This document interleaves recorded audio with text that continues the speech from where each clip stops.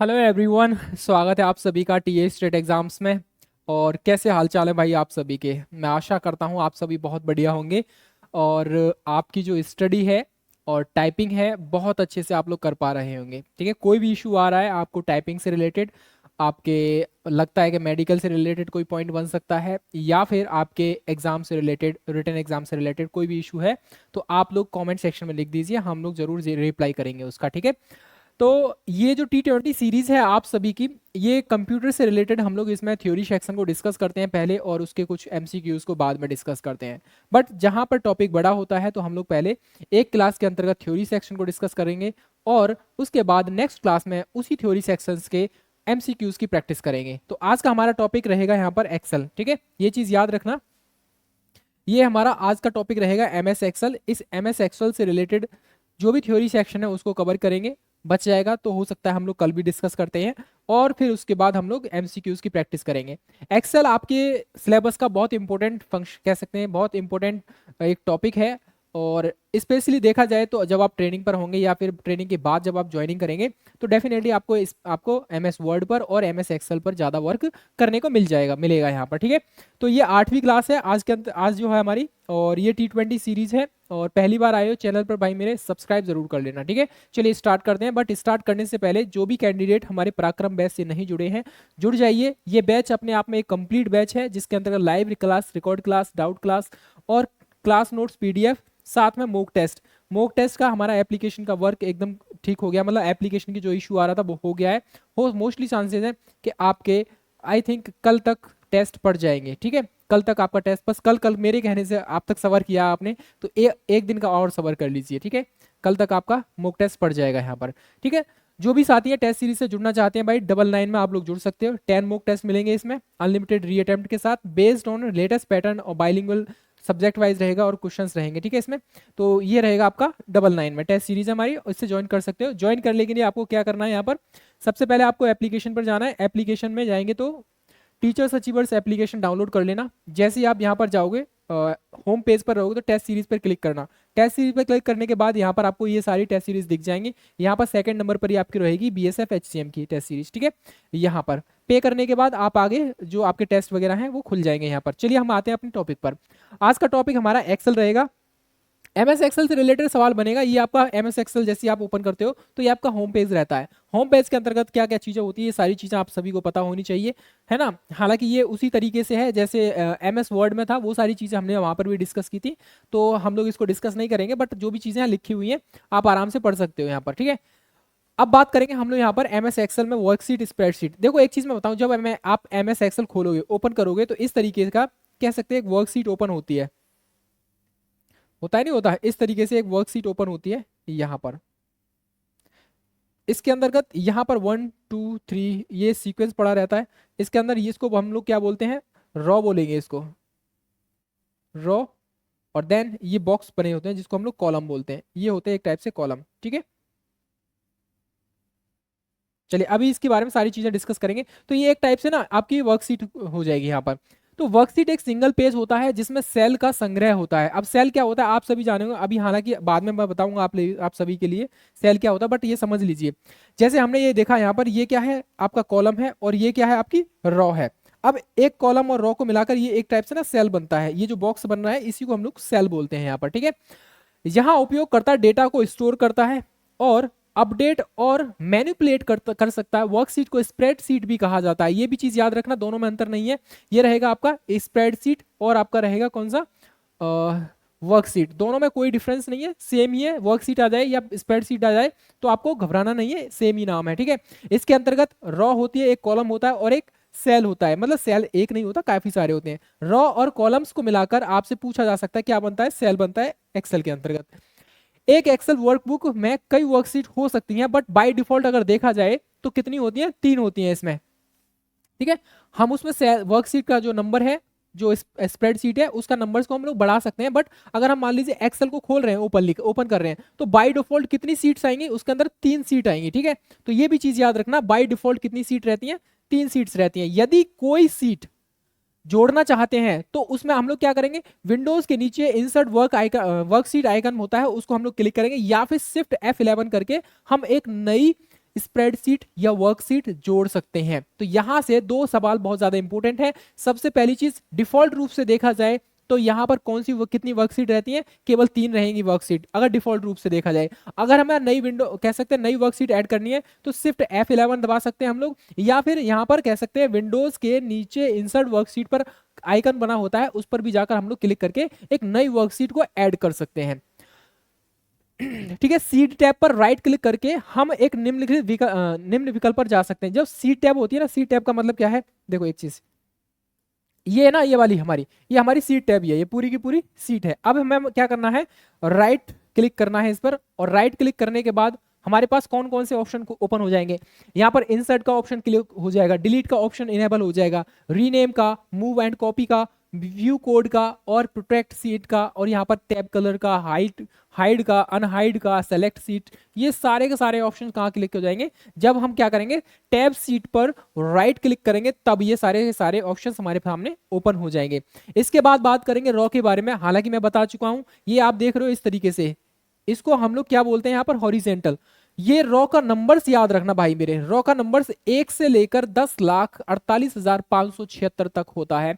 ये नंबर अक्सर, हालांकि दिल्ली पुलिस एग्जाम में पूछ लिया गया था, अब ये कंफर्म नहीं है कौन सा एग्जाम था, I think DPS Delhi police HCM वाला ही था, कंफर्म नहीं हूं मैं, बट एक बार देख लेना। और रेलवे का जो NTPC का होता है वहां भी पूछ लिया गया था कि अब देखा जाए तो 1 से लेकर कितने तक मैक्सिमम नंबर कितना होता है वर्कशीट का, ये होता है आपका 10,48,576 होता है। उसी तरीके से यहाँ एक रॉ की पहचान रॉ के बाईं ओर की संख्या से होती है। यहाँ पर जैसे मान लीजिए यहाँ पर ये नंबर है, एक रॉ ये हो जाएगा, दूसरी रॉ 2 नंबर लिखा हुआ, तीसरी यहाँ पर, चौथा ये लिखा है, पांचवा ये लिखा है, तो ये क्या है, raw number 1, raw number 2, raw number 3, इस तरीके से ये सब लिखा रहेगा यहाँ पर। ठीक है, आगे बात करेंगे यहाँ पर रॉ पर राइट क्लिक करके हम लोग क्या कर सकते हैं, रॉ को डिलीट भी कर सकते हैं और इंसर्ट भी कर सकते हैं, यानी कि डिलीट भी कर सकते हैं और उसमें रॉ को हम लोग ऐड भी कर सकते हैं। आगे बात करेंगे कॉलम के बारे में। हालांकि ये चीज मैंने फर्स्ट स्लाइड में बता दिया था। इस तरीके से ये आपकी क्या रहेगी, यहाँ पर ये रहेंगी हॉरिजेंटल जो है आपकी, ये रहेगी रॉ, और कॉलम रहेगा आपका जो वर्टिकल है। ये चीज याद रखना, दोनों में अंतर है।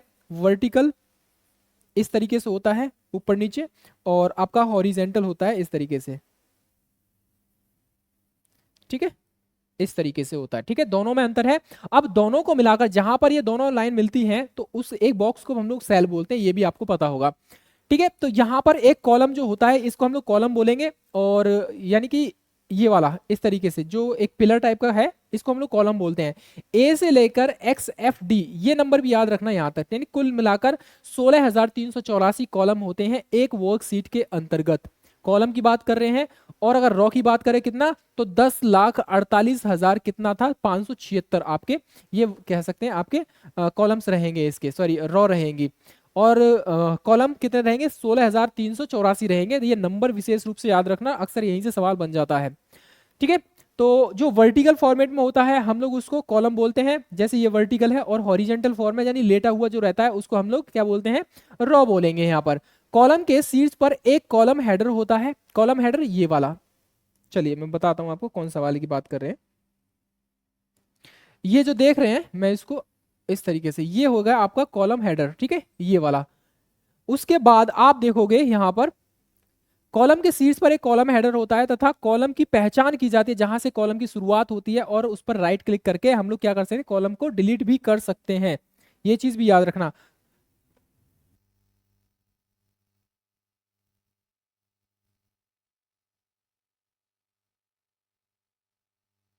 ठीक है जी, तो ये चीज समझ में आ गया होगा आपको। आगे बात करेंगे हम लोग, हम्म, आगे बात करेंगे सेल के बारे में। सेल बेसिकली देखा जाए तो जहां पर एक रो और एक कॉलम जहां पर मिलता है तो बॉक्स सा बन जाता है इस टाइप से, यही आपका सेल होता है। और ये छोटे आयताकार बॉक्स की तरह होता है। हम डेटा एंटर करते हैं इस सेल के अंतर्गत। जो रो होता है वो कॉलम का इंटरसेक्शन होता है, यानी कि जो रो और कॉलम का इंटरसेक्शन होता है, यही चीज मैं आपको बता रहा था। इस तरीके से मान लीजिए ये कॉलम हो गया और ये रो हो गया आपका। ठीक है, यहाँ पर तो यहाँ पर इस तरीके से एक बॉक्स सा बन जाएगा, यही आपका सेल होता है। वही चीज आपको यहाँ पे बताई गई है। एक्सेल में सेल के साथ कई ऑपरेशंस परफॉर्म्स किए जा सकते हैं। फॉन्ट का स्टाइल, फॉन्ट का साइज, बैकग्राउंड कलर का चेंज करना, या फिर टेक्स्ट अलाइनमेंट करना, या फिर फॉर्मेट पेंटर करना, रैप टेक्स्ट करना और कंडीशन फॉर्मेटिंग करना, ये सारे के सारे हम लोग क्या कर सकते हैं, एक सेल के अंतर्गत कर सकते हैं। मान लीजिए ये सेल हमारा बहुत ज्यादा इंपॉर्टेंट है, इस तरीके से मान लेते हैं हम लोग कि ये वाला जो सेल है, ठीक है, ये वाला सेल बहुत ज्यादा इंपॉर्टेंट है और हम इसको हाईलाइट करना चाहते हैं, तो हम इसके बैकग्राउंड को किसी भी कलर से कर सकते हैं यहाँ पर, ठीक है, इसका बैकग्राउंड चेंज कर सकते हैं और इसको हाईलाइट, मतलब कुल मिलाकर हमें इसे हाईलाइट करना ताकि ये तुरंत के तुरंत दिख जाए, इसमें जो भी टेक्स्ट लिखा होता है उसको अलग कलर से कर सकते हैं और इसका फॉन्ट साइज भी चेंज कर सकते हैं, स्टाइल भी चेंज कर सकते हैं, ये सारी चीजें हम लोग चेंज कर सकते हैं। ये आपका पराक्रम बैच है और पराक्रम बैच आपको वर्दी दिलाने का काम करता है, ठीक है। चलिए, नहीं जुड़े हो तो जुड़ जाइए, टेस्ट सीरीज से, केवल टेस्ट सीरीज से ज्वाइन करना चाहते हो तो आप लोग ज्वाइन कर सकते हो, ये सारी फैसिलिटी मिलेंगी, मॉक टेस्ट मिलेगा, अनलिमिटेड अटेम्प्ट के साथ मिलेगा आपको और बेस्ड ऑन लेटेस्ट पैटर्न है और बाइलिंगुअल मिलेगा, ठीक है। आगे बात करेंगे हम लोग स्प्रेडशीट के बारे में। बेसिकली अगर देखा जाए तो स्प्रेडशीट आपकी होती क्या है, ये जो देख रहे हैं ना आप लोग, कॉलम और रॉ, इन सब को मिलाकर, कॉलम और रो को मिलाकर सारी के सारे जितने भी हो ये पूरी पूरी स्प्रेडशीट बनती है हम लोग, ठीक है। इसको हम लोग क्या बोलते हैं, वर्कशीट भी बोल सकते हैं, इसको वर्कशीट भी बोलेंगे, ठीक है, लिखा हुआ है। जो रो होता है और कॉलम से बनी होती है एक फाइल है जो डेटा को सफलतापूर्वक सॉर्ट करता है, यानी कि शॉर्ट मतलब सॉर्ट करता है, ऑर्गेनाइज करता है, अरेंज करता है और संख्यात्मक डेटा की गणना भी कर सकता है। ये इसमें अलग अलग टाइप के फॉर्मूलेज वगैरह यूज होते हैं, वो हम लोग बाद में देखते रहेंगे, ठीक है, बाद में मतलब इसी क्लास में देखेंगे। आगे बात करेंगे स्प्रेडशीट या कह लो या वर्कशीट कह लो, इससे संबंधित शब्दावली होती है, जैसे एब्सोल्यूट सेल रेफरेंस क्या होता है। एब्सोल्यूट रेफरेंस सेल जो वह सेल होता है जिसमें कॉलम का नाम और रो नंबर से पहले डॉलर का साइन जोड़कर उसमें कॉलम की स्थिति को कांस्टेंट किया जाता है यहाँ पर, ठीक है। तो ये चीज याद रखना, एब्सोल्यूट सेल रेफरेंस क्या होता है, जिसके अंतर्गत जो कॉलम कॉलम और रो नंबर इनका नाम डॉलर का चिन्ह जोड़कर इसमें एंटर किया जाता है, कांस्टेंट किया जाता है। आगे बात करेंगे active sale. Active sale simple सी बात है, जिस सेल के अंतर्गत आप डेटा को एंटर कर रहे हो वही आपका एक्टिव सेल रहेगा। जैसे आपकी स्प्रेडशीट है मान लीजिए ये वाली, तो हमें इस सेल के अंतर्गत, मान लीजिए मैं क्या करता हूं, इस सेल के अंतर्गत डेटा को एंटर कर रहा हूं, तो ये हमारा क्या रहेगा, एक्टिव सेल रहेगा यहां पर, ठीक है, ये आपका एक्टिव सेल हो जाएगा यहाँ पर। आगे बात करेंगे, ये क्लियर हो गया। उसके बाद एंकर सेल क्या होता है, देखो भाई एंकर सेल पहली सेल ऐसी होती है जिसे किसी रेंज में हाईलाइट किया जाता है। एक्सेल में एक सेल को एंकर करने के लिए बस सेल का चयन करें और अपने कीबोर्ड पर F4 कुंजी दबाएं, जिससे कि वो क्या होगा, एकदम जैसे ना बोलते हैं हाईलाइट हो जाएगा एक टाइप से, ठीक है। आगे बात करेंगे वार कॉलम चार्ट के बारे में। जो चार्ट की एक शैली होती है जिसको उपयोग श्रेणीबद्ध तरीके से किया जाता है और सारांशित करने और तुलनात्मक यानी कंपेयर करने के लिए इसका यूज किया जाता है, याद रखने की आवश्यकता नहीं है और मुश्किल ही यहाँ से प्रश्न बनेगा, ठीक है, हटा दीजिए इसको। उसके बाद बात करेंगे सेल। सेल वे बॉक्स होता है जिसमें एक्सेल वर्कशीट के ग्रिड में देखा जा सकता है। ग्रिड का मतलब क्या होता है, जैसे आपने शतरंज का वो देखा है ना, उसी तरीके का होता है ना ये भाई, इस तरफ हमारे कॉलम्स बने होते हैं इस तरीके से, उस और इस तरीके से रॉ बनी होती हैं, होती नहीं होती, तो ये क्या है, ये सेल ही तो है आपका, ये वाला सेल है, एक ग्रिड बॉक्स की तरह होता है। सेल का नेम कैसे रखना होता है, बेसिकली अगर देखा जाए, जैसे मान लीजिए हम लोग क्या करेंगे, इस तरीके से मान लीजिए मैंने एक स्प्रेडशीट बना दी या वर्कशीट बना दी, तो ये हमारी क्या बनेगी, कॉलम बनेंगे। इस तरीके से हमारी ये कह सकते हैं रो बनेगी, है ना, ये बन गए इस तरीके से। अब हमें करना क्या है, इसका नाम हमें पहचानना कैसे है। बेसिकली अगर हम देखा जाए तो हमने क्या देखा था, यहाँ पर नंबर्स पड़े रहते हैं, 1 2 3 4 5 6 7 8 इस तरीके से नंबर रहते हैं और यहाँ पर ABCD इस तरीके से होते हैं, ABCDEF, ठीक है, इस तरीके से आगे तक होते रहते हैं, ठीक है। अब बात करेंगे हम लोग इसके बारे में कि इसका नामकरण कैसे किया जाता है। तो एक चीज याद रखना, पहले हम लोग कॉलम का नाम लेते हैं। कॉलम का मान लीजिए मुझे इस सेल का नाम लेना है, ये वाला सेल है और इस सेल का मुझे नाम रखना है, तो C कॉलम पहले आ जाएगा और उसके बाद कौन सी रो है, ये आ जाएगा आपका ये वाला C3, इसकी हो जाएगी पूर्ण पहचान हो जाएगी। अब मान लीजिए मुझे करना क्या है, मान लीजिए मुझे इस सेल का नामकरण करना है, ये जो सेल है इसका मुझे नामकरण करना है, तो यहाँ पर हम लोग पहले कॉलम का लिखेंगे, ठीक है, कॉलम कौन से कॉलम में आता है, तो E वाले कॉलम में आता है। अब रो का नंबर देखेंगे तो यहाँ पर ये रहेगा 5, तो E5 इसका नाम हो जाएगा इस वाले सेल का, ठीक है। तो इस तरीके से हम लोग सेल का नामकरण करते हैं, बस इतना याद रखना है, पहले हम लोग कॉलम का फिर उसके बाद रो का, दोनों का एक साथ, आगे पीछे मत कर देना, कॉलम पहले आ जाएगा फिर रो का नाम उसके बाद, रो का नंबर उसके बाद। आगे बात करेंगे हम लोग फिल किसे बोलेंगे हम लोग? देखो भाई, फिल एक ऐसी सुविधा है जिसका उपयोग एंकर सेल से डेटा को एडजॉइनिंग रेंज में तुरंत करने के लिए, कॉपी करने के लिए यूज किया जा सकता है। डेटा को अपडेट की भी किया जा सकता है इसको। अ, एक सेकेंड। एक एंकर सेल से डेटा को एडजॉइनिंग रेंज में त्वरित रूप से कॉपी किया जा सकता है। ठीक है, छोड़िए इसको। हाँ, फिल हैंडल्स, इसको समझ लेना भाई मेरे। देखो, फिल हैंडल एक ऐसा सेल के निचले दाएं कोने में छोटा बोल्ड वर्ग होता है जिसको उपयोग डेटा की उसी रो और कॉलम के एडजेसेंट करने के लिए सेल में कॉपी फिल करने के लिए किया जाता है। तो ये चीज याद रखना। यहाँ पर मेरे ख्याल से यहाँ से रिलेटेड सवाल बना नहीं है, लेकिन फिर भी आप लोग सिंपल सी भाषा में लिखा हुआ है, समझ लेना। बाकी मैं इस पे दिखा सकता हूँ, एक सेकेंड रुकिए।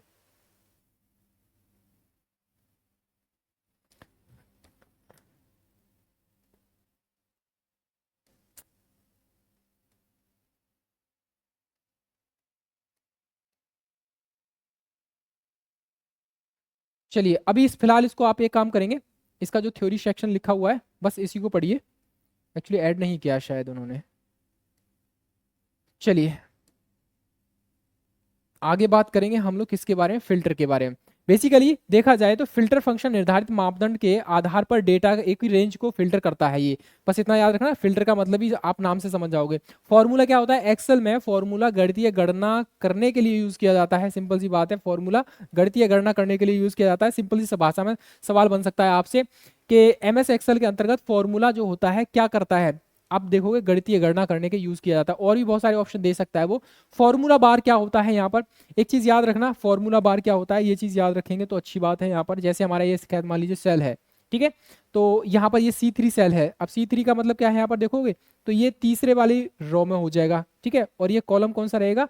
तो ये रहेगा आपका सी वाला, तो इसका नाम क्या हो जाएगा? C3 हो जाएगा। अब यहाँ पर क्या है?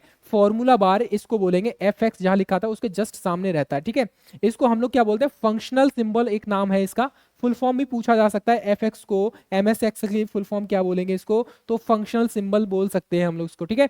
यहाँ पर आगे बात करेंगे हम लोग फ्रीजिंग कॉलम रो क्या होता है। जो फ्रीजिंग कॉलम रो होता है आपका, एक ऐसी टेक्निक होती है जिसका उपयोग स्क्रीन पर जानकारी देखने में उसकी सहायता के लिए बड़ी स्प्रेडशीट में किया जा सकता है। यदि किसी स्प्रेडशीट में एक रो है और आप अपने हेडिंग लेवल वाली रो को फ्रीज कर सकते हैं, तब आप स्प्रेडशीट में नीचे स्क्रॉल करेंगे तो मतलब कुल मिलाकर ये है, मान लीजिए ये हमारी स्प्रेडशीट है और इस स्प्रेडशीट के अंतर्गत, ये जो स्प्रेडशीट है, इस स्प्रेडशीट के अंतर्गत ये आपके कॉलम्स हो गए और ये आपकी रो होगी। अब मान लीजिए हमें क्या करना है, यहाँ पर बोला क्या गया है कि किसी स्प्रेडशीट में कई रो हैं और आप अपने हेडिंग लेवल वाली रो को फ्रीज करना चाहते हैं। मान लीजिए ये मेरी हेडिंग रो है, ये वाली, ठीक है, सेकंड थर्ड वाली मान लेता हूँ। अब मैं इसको यहीं पर रखना चाहता हूँ ताकि मैं बाद में जितने भी कॉलम बढ़ाऊं, जितने भी कह सकते हैं रो बढ़ाऊं, उसका इस पर कोई फर्क नहीं पड़ेगा। तो मैं क्या करूंगा, इसको यहाँ पर फ्रीज कर दूंगा ताकि वह आप आगे जितना भी स्क्रॉल करोगे, इधर बढ़ाओ या फिर इधर बढ़ाओ, ये अपने यहीं रहेगा, अब टच से मस नहीं होगा, इतना का इतना ही रहेगा। तो फ्रीज करने का मतलब ये आप समझ में आ गया होगा, ठीक है। ये हेडिंग जहां पर है वहीं पर रहेगी, यानी कि हेडिंग जो है आपकी वो टॉप पर ही रहेगी, वो कहीं मूव नहीं करेगी। कई बार ऐसा होता है, हर बार ऐसे होता है, अगर फ्रीज नहीं करोगे तो इसमें सेल बढ़ाओगे या घटाओगे तो ये भी अपने उसी के अकॉर्डिंग एडजस्ट होती रहती है। अब फंक्शन क्या होता है? फंक्शन पुनर्निर्धारण फॉर्मूला होता है जो विशिष्ट वैल्यूज का उपयोग करके गणना करते हैं, जिन्हें किसी विशेष क्रम या संरचना में आर्ग्यूमेंट्स कहा जाता है। ओके, ग्रिड लाइंस किसको बोलेंगे? बेसिकली देखोगे तो ये वाली जो लाइंस है ना, इस तरीके से जो ग्रिड लाइन है, रो और कॉलम जो मिलाकर बनती हैं, यही आपकी ग्रिड लाइन हो जाएंगी, ठीक है। आगे बात करेंगे लेबल क्या होता है। लेबल और नामों का उपयोग एक टैग का उपयोग करके सेल और रेंज की पहचान करते हैं हम लोग, ठीक है। ऑर्डिनरी सेल रेफरेंस की तुलना में अधिक सार्थक होता है, ये भी याद रखेंगे। एक सिंपल सा सेंटेंस है कि ऑर्डिनरी सेल जो होता है वो रेफरेंस, ऑर्डिनरी सेल रेफरेंस जो होता है, ऑर्डिनरी सेल रेफरेंस की तुलना में, ठीक है, ऑर्डिनरी सेल रेफरेंस की तुलना में अधिक सार्थक होता है।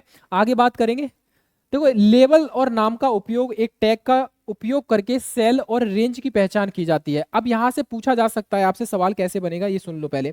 अब यहां से पूछेगा आपसे कि सेल और रेंज की पहचान करने के लिए किसका यूज किया जाता है, तो आप याद रखेंगे यहाँ पर ये रहेगा आपका लेबल का यूज किया जाता है, सेल और कह सकते हैं आपकी रेंज की पहचान करने के लिए। नेम बॉक्स क्या होता है? नेम बॉक्स बेसिकली देखा जाए तो एक टूल उपकरण है जिसमें एक्टिव सेल एड्रेस को दर्शाता है। जैसे अभी हमने बताया था, चलिए यहाँ पर एक सेकेंड, जैसे ये वाला बताया था, ठीक है, एक्टिव सेल ये रहेगा आपका, एक सेकेंड, नेम बॉक्स,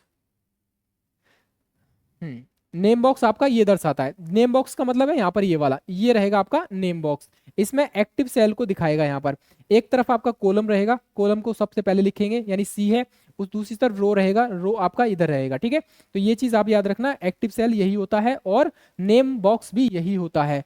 ऐसे भी कर सकते हो हम लोग, ठीक है, इसको हम लोग ऐसे भी कह सकते हैं।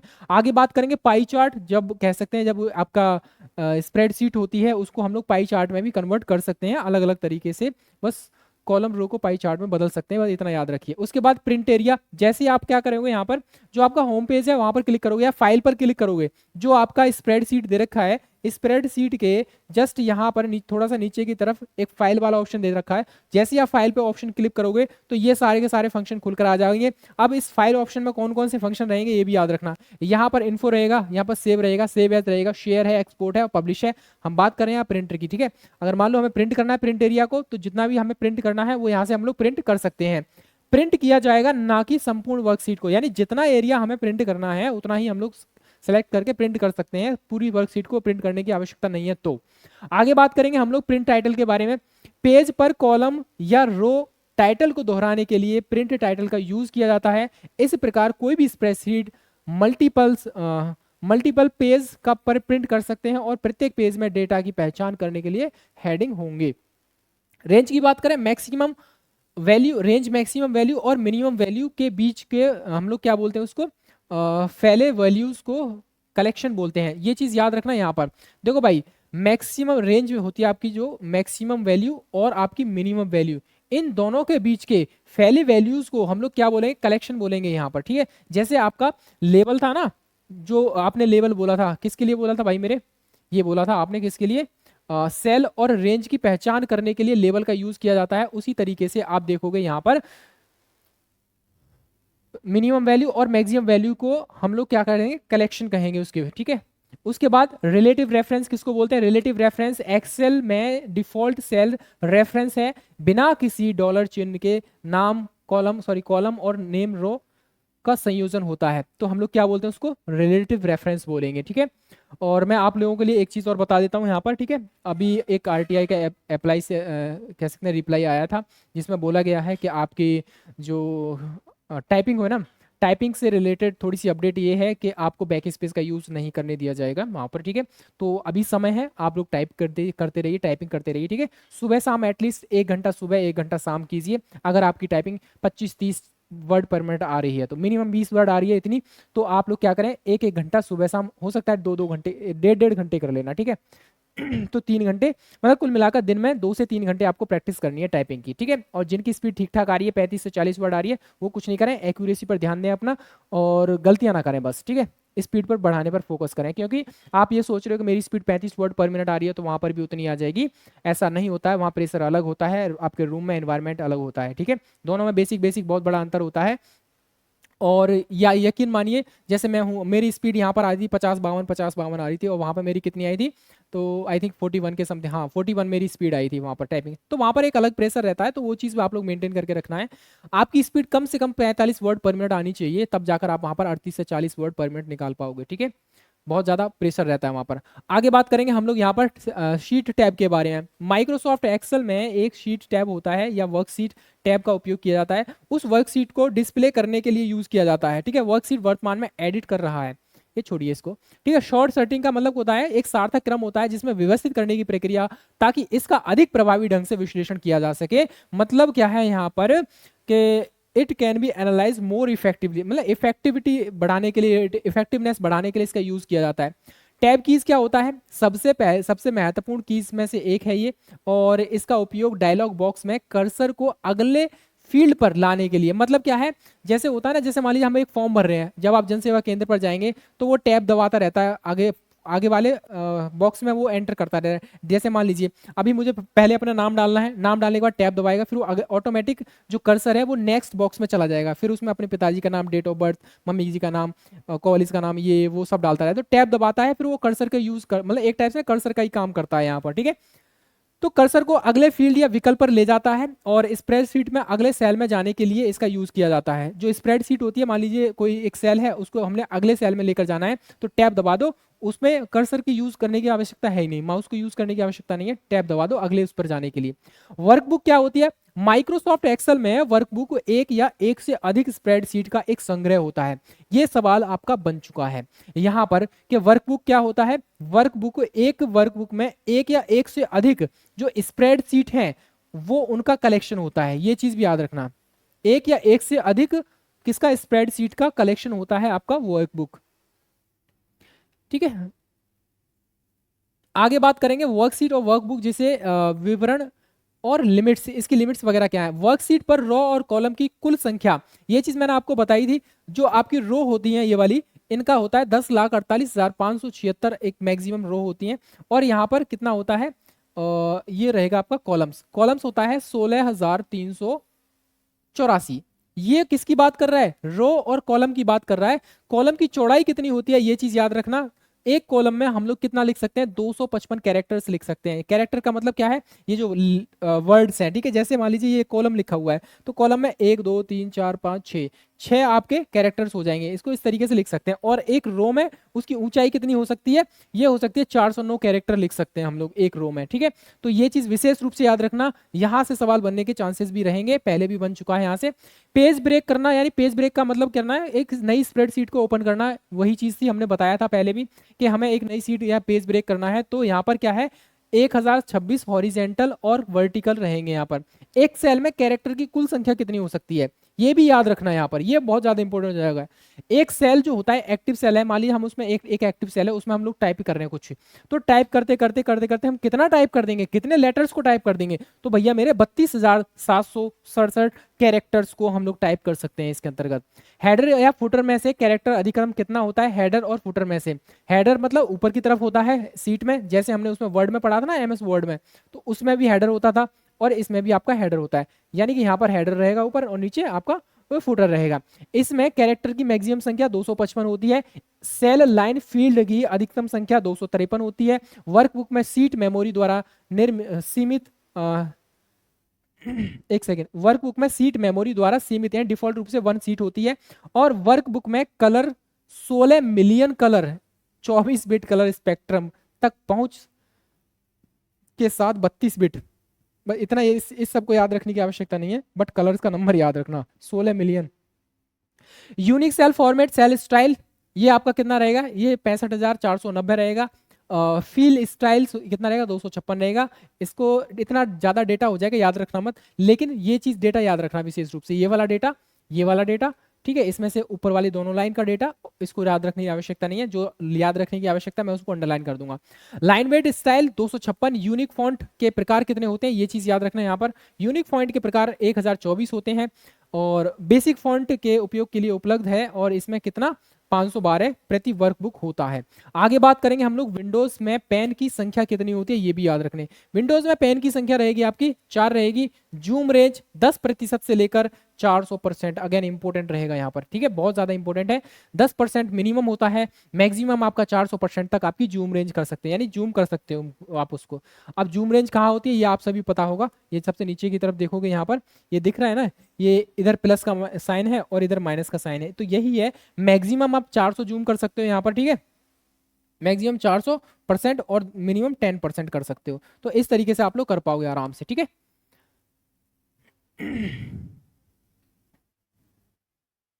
आगे बात करेंगे फिर हम लोग किसके बारे में, अभी हम लोग बात कर रहे थे यहाँ पर, ठीक है। जूम रेंज ये रहेगा, 10% मिनिमम होती है और 400% मैक्सिमम हो जाएगी। डेटा फॉर्म में फील्ड 32 होता है। प्रोसेसर कोर कितना होता है? 64 होता है, ये भी याद रखना। फाइल नेम लेंथ कितना हो सकता है? अगर फाइल का हमें नाम रखना है तो उसके कैरेक्टर का नंबर कितना रहेगा यहाँ पर, 218 मैक्सिमम कैरेक्टर्स हो सकते हैं यहाँ पर, ठीक है। उसके बाद यूजर्स जो एक ही समय में फाइल खोल सकते हैं, कितने कितने यूजर्स खोल सकते हैं, कितनी फाइल खोल सकते हैं भाई मेरे, तो 256 हो जाएगा यहाँ पर। अगेन बात करेंगे नंबर प्रिसीजन के बारे में। नंबर प्रिसीजन आपका रहेगा 15 अंक का होता है। फॉर्मूला कंटेंट की लेंथ कितनी होती है ये भी याद रखेंगे, ठीक है, ये बहुत ज्यादा इंपॉर्टेंट हो जाएगा। फॉर्मूला कंटेंट जो होता है उसकी रेंज, सेलेक्टर रेंज की ये याद रखने की आवश्यकता नहीं है। फंक्शन और आर्ग्यूमेंट्स की इतना रहेगा, फंक्शन के नेस्टेड लेवल की 64 रहेगा, ठीक है। इतना सारा नंबर और डेटा है, आप लोगों को याद रखना बड़ा मुश्किल हो जाएगा, इसीलिए मैंने उसको हाईलाइट कर दिया, जो भी है आपका मतलब कुल मिला के सर्कल पर कर दिया है। यूजर्स डिमांड फंक्शन कैटेगरीज इतना रहेगा, यानी 256 रहेगा, 55 रहेगा। और उपलब्ध वर्कशीट फंक्शन की संख्या कितनी रहेगी, 341 रहेगी। ऑपरेट स्टैक का साइज कितना रहेगा, 24 रहेगा। वर्कशीट डिपेंडेंसी 64,000 वर्कशीट जो अन्य सीट को संदर्भित करते हैं। गणना के अनुमत नवीनतम तिथि, गणना के लिए अनुमत नवीनतम तिथि याद रखेंगे 31 दिसंबर 9,999, ठीक है। और अधिकतम समय जो एंटर किया जा सकता है, अच्छा, मध्य रात्रि तक, ठीक है। ये रहेगा आपका। अभी क्या चला, 2021 चल रहा है, 2020 चल रहा है, 20 चल रहा है, 21 चल रहा है, 21, ठीक है। अभी 2025 चल रहा है, ठीक है। 21वीं सदी चल रही है, ये कहना चाह रहा था मैं, ठीक है। 21वीं सदी चल रही है। आगे जब बात करेंगे तो जैसे जैसे हम बढ़ेंगे तो 9,999, उसके बाद फिर अंतिम समय जब आएगा 9,999, 59, ये आपका साल रहेगा, ये आपका लास्ट मिनट रहेगा और लास्ट सेकंड ये रहेगा, ठीक है। इस तरीके से अधिकतम समय एंटर किया जा सकता है, ये वाला।